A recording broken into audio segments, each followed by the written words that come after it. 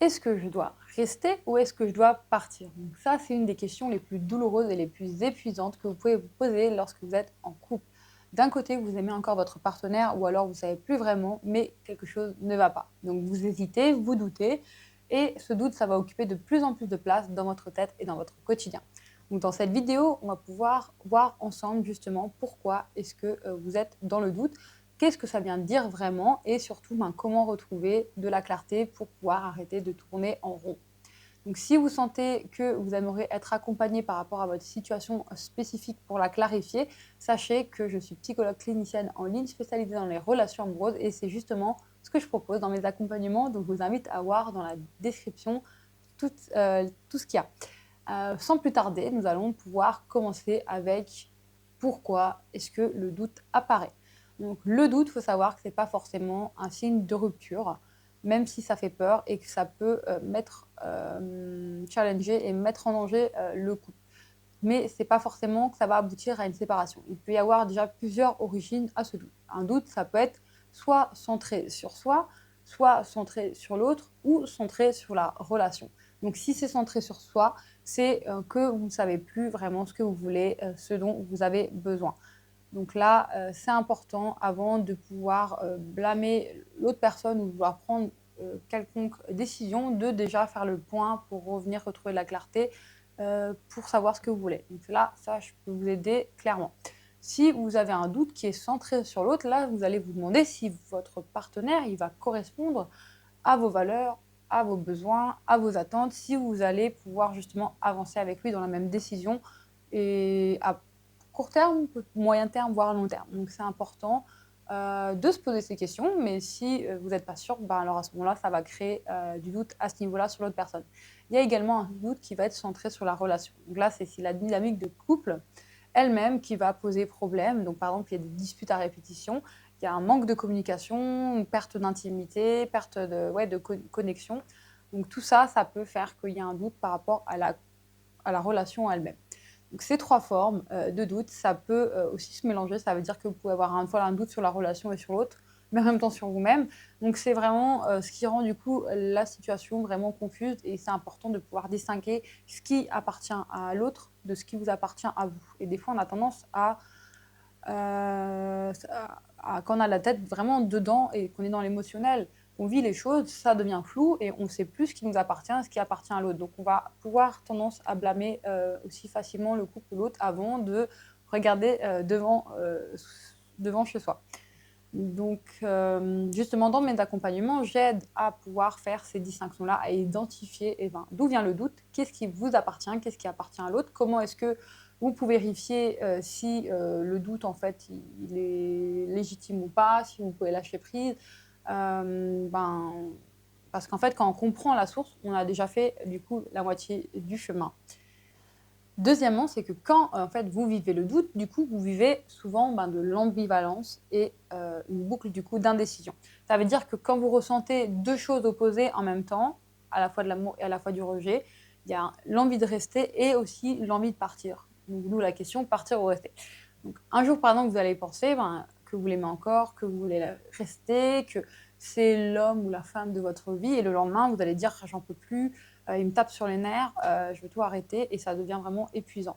Donc si vous vous posez sans cesse la question de rester ou de partir, c'est que vous êtes coincé justement dans cette boucle de rumination, d'ambivalence, cette boucle en fait qui vient vous fatiguer à la fois votre esprit et votre cœur. Donc la vraie sortie, c'est pas de décider dans la précipitation.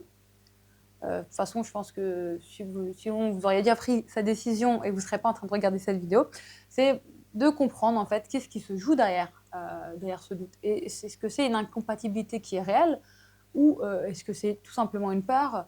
Est-ce que c'est un schéma qui se répète? Est-ce que c'est moi qui est en train de saboter la relation? Donc c'est ces questions-là qu'il faut se poser et c'est mon métier de pouvoir vous aider pour justement faire cette distinction-là.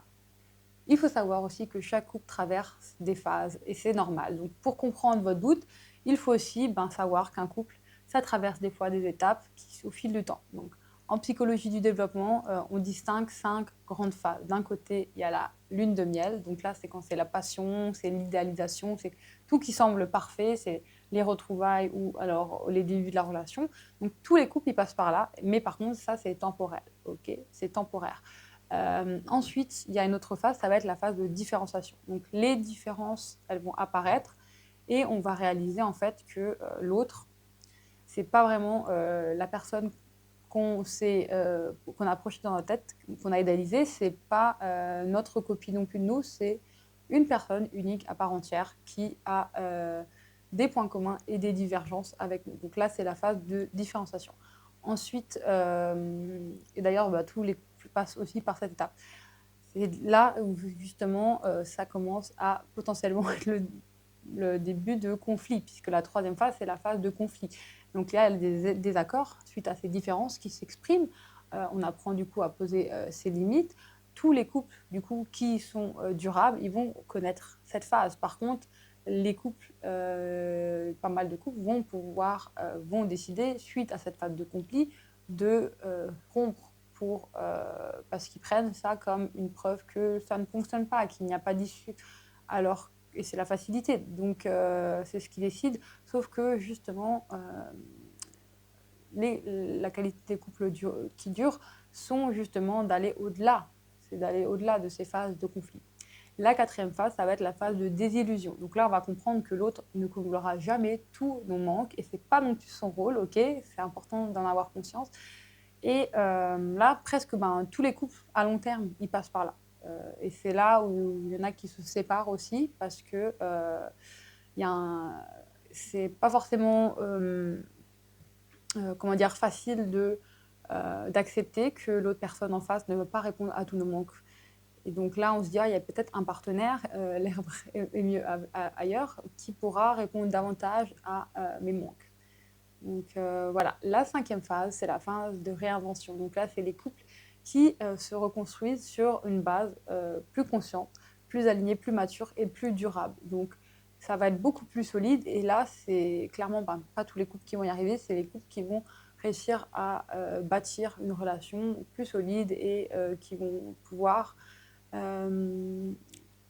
continuer dans la durée. Donc, le message clé, ça va être que ressentir du doute ou même du désamour, c'est passager lorsqu'on est dans une de ces phases normales. Et ça peut être au contraire pas une preuve que le couple va vraiment mal et qu'il faut se séparer, mais que ça fait partie d'une étape normale. Donc, si la désillusion, par contre, elle devient permanente, ça peut être un signe, par contre, plus profond. Peut-être qu'il y a un manque d'alignement. Donc là, c'est justement mon rôle de pouvoir vous aider à voir si vous êtes en face d'une crise qui est normale ou si vraiment c'est une incompatibilité qui ne changera pas. Si c'est une incompatibilité qui ne changera pas, est-ce que vous voulez continuer à vous obstiner? Voilà. Donc l'idée, c'est vraiment de savoir dans quoi vous êtes pour pouvoir faire une décision éclairée. Et ça, c'est vraiment une analyse, on va dire, personnalisée par rapport à votre propre situation qui va vous aider qui va pouvoir vous apporter ça. Donc, si vous ressentez ce besoin-là, dans la bio, plus bas, vous allez trouver les liens nécessaires pour pouvoir avancer avec moi. L'équilibre entre le toi, le moi et le nous. Donc, chaque couple sain repose sur un équilibre entre ces trois espaces. Quand je dis le toi, c'est vraiment ton identité, c'est tes valeurs, c'est ton espace personnel. Et quand je dis moi, donc c'est moi symboliquement représenté par votre partenaire. Donc, c'est à son tour son identité, c'est ses besoins et c'est son espace personnel. Le nous, ça va être vraiment l'espace que vous avez commun, les projets que vous partagez ensemble. Donc, quand un de ces espaces-là prend trop de place, est déséquilibré, il y a tout qui se dérègle. Ça veut dire que, par exemple, si vous êtes trop dans le nous, donc dans ensemble, là, à ce moment-là, vous allez être plus dans la fusion et vous allez être plus dans la perte de l'individualité. Et donc ça, c'est important d'en avoir conscience parce que souvent, quand on est dans la phase de lune de miel, on veut justement consommer. Ça, c'est tellement intense à vivre. Mais à long terme, ça peut causer du tort à l'équilibre du couple. Donc attention à ça. À l'inverse, si vous êtes trop dans l'individualité, donc dans le toi ou dans le moi, il y aura une distance qui sera creusée, un isolement, et ce sera important de pouvoir aussi prendre du temps de qualité pour pouvoir avoir l'intimité et pour entretenir cette connexion. Donc, retrouver cet équilibre, c'est souvent ce qui permet en fait de savoir si le couple ça peut continuer ou pas. Donc, c'est exactement le travail que je fais dans mes accompagnements, remettre en fait l'équilibre entre vous, entre l'autre et entre le couple. Donc, voilà. Donc, comment savoir finalement si vous doutez que c'est un signe qu'il faut continuer ou qu'il faut, et du coup, travailler, rester, ou est-ce que c'est un signe qu'il faut envisager du coup de partir? Donc, il y a quelques repères. Par exemple, quand déjà il reste de l'amour, quand il y a une volonté de communiquer de part et d'autre, que chacun a encore envie d'essayer, alors là, il y a des bases en fait clairement pour reconstruire, même si vous n'êtes pas aligné à ce moment même. Ok. Donc là, dans une thérapie de couple, par exemple, ça peut être une des vraies ressources pour pouvoir vous aider à évoluer. Mais par contre, quand il y a des valeurs qui sont vraiment différentes, s'il y a de la violence, s'il y a des comportements, on va dire, qui sont vraiment destructeurs, ou que la personne, une des parties, n'a pas envie d'essayer et que c'est déséquilibré, il y a quelqu'un qui porte tout le couple, qui fait les efforts et que ça ne suit pas, que c'est pas équilibré, alors là, c'est peut-être un signe que la séparation est une meilleure option. Mais là, encore une fois, je dis ça de manière générale, ça dépend comment ça résonne chez vous. Et je ne connais pas votre situation spécifique. Donc, ça restera dans tous les cas vos choix, mais ça donne un bon aperçu. Voilà. Donc, si vous vous reconnaissez dans l'un ou l'autre cas, hein, c'est important de ne pas rester seul avec justement ce dilemme.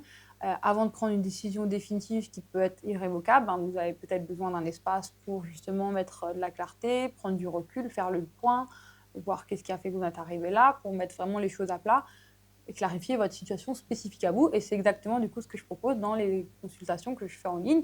Et je vous aide à comprendre ce qui se joue à ce moment-là dans votre couple pour que vous puissiez avancer vers la décision qui est la plus alignée pour vous.